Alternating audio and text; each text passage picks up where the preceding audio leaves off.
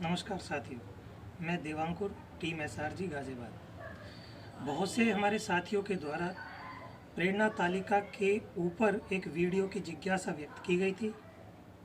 उसी संदर्भ में मैं ये वीडियो प्रेषित कर रहा हूँ। जैसा कि आपको विदित ही है कि प्रदेश के छात्रों में अधिगम स्तर काफ़ी नीचा है। ऐसी स्थिति में अपने प्रदेश को प्रेरक प्रदेश बनाने के लिए, जनपद को प्रेरक जनपद बनाने के लिए हम सभी के संगठित प्रयासों की आवश्यकता है। प्रदेश सरकार ने प्रेरणा लक्ष्य को निर्धारित किया। इसके बारे में आप पहले ही जान चुके हैं। इन लक्ष्यों में हिंदी भाषा और गणित के लक्ष्य को निर्धारित किया गया है।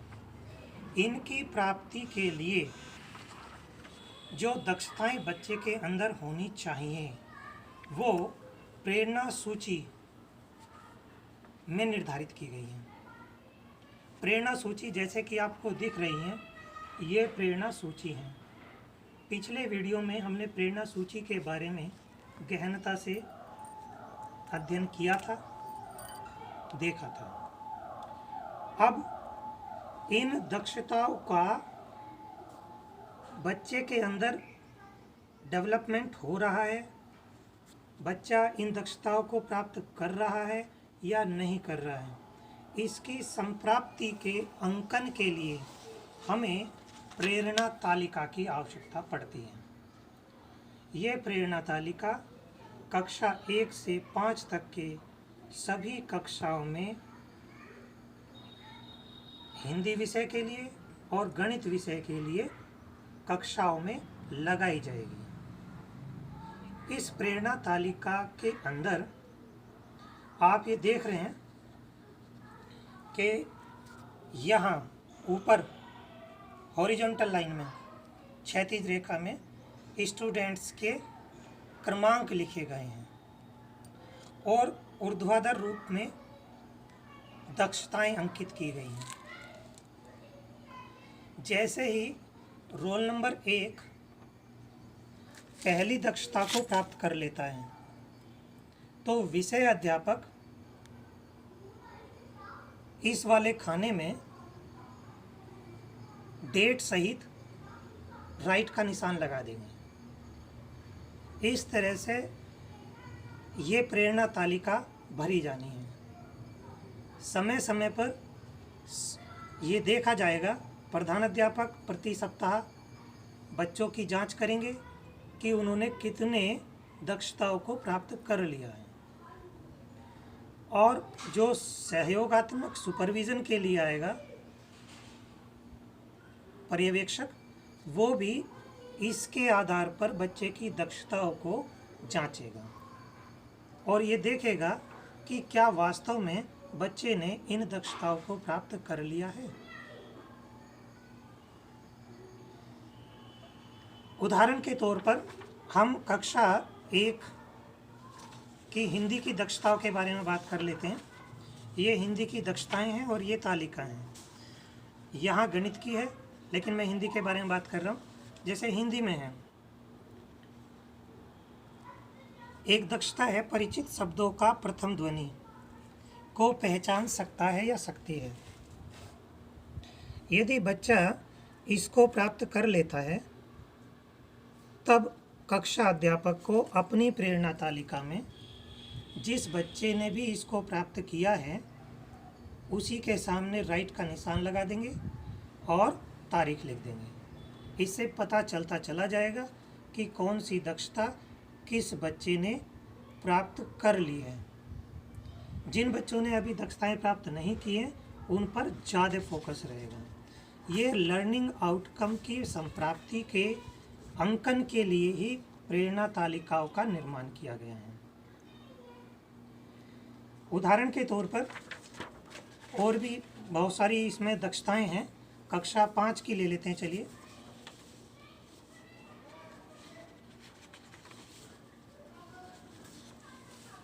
उदाहरण के तौर पर हम इसको देखते हैं। जैसे ये है, बच्चा किसी पाठ, भाषण, बात को सुनकर या किसी वीडियो को देखकर उसके उद्देश्य, संदर्भ और मुख्य भाव को समझते हुए अपना विचार बना लेता है या लेती है। यदि कक्षा 5 में भाषा विषय के अंतर्गत बच्चा इस दक्षता को प्राप्त कर लेगा तो प्रेरणा तालिका में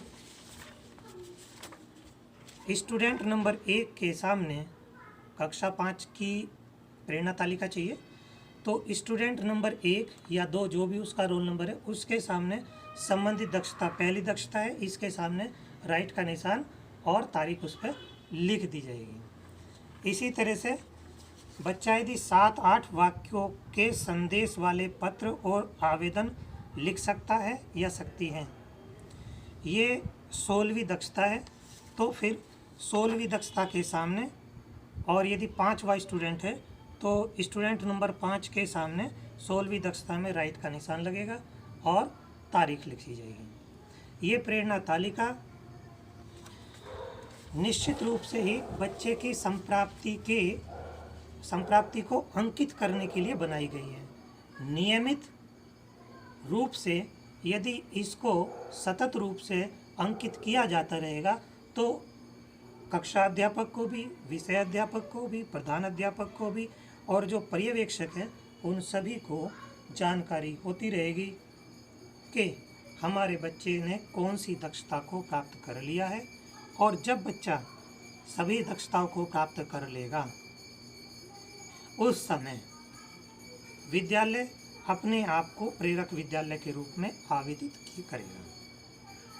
जब समस्त विद्यालय किसी ब्लॉक के दक्षताओं को प्राप्त कर लेंगे तो वह ब्लॉक प्रेरक ब्लॉक के रूप में आवेदन करेगा। और जब समस्त ब्लॉक किसी भी जनपद के सभी दक्षताओं को प्राप्त कर लेंगे तो उस समय पूरा जनपद प्रेरक जनपद के रूप में आवेदन करेगा। थर्ड पार्टी, कोई बाहरी एजेंसी बच्चों का मूल्यांकन करेगी प्रेरणा लक्ष्य के आधार पर और ये देखेगी कि किस कक्षा के बच्चे ने दिया गया लक्ष्य प्राप्त कर लिया है। यदि वो कर लिया है उसका मूल्यांकन किया जाएगा और सफलता मिलने पर हमारा प्रदेश, हमारा जनपद, हमारा ब्लॉक निश्चित रूप से प्रेरक ब्लॉक, प्रेरक जनपद और प्रेरक प्रदेश बन जाएगा।